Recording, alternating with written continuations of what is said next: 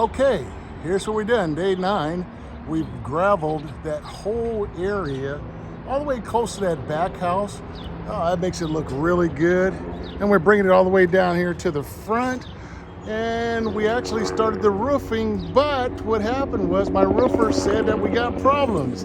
The problems are he tore off the composition, and underneath that is shakes. It's a shake roof and it's wood. So in order to pass the permit, he's got to tear off that plywood, tear off the shingles first, tear off the plywood, then tear off the shake, put the plywood back down, and then put the composition on top of that. You know that's costing me extra money because we didn't plan that.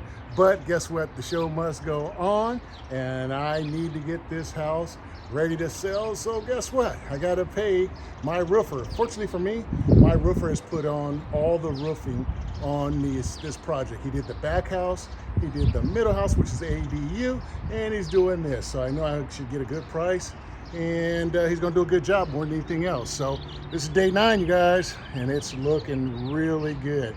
Take care. We'll get you ready for the next video. Bye.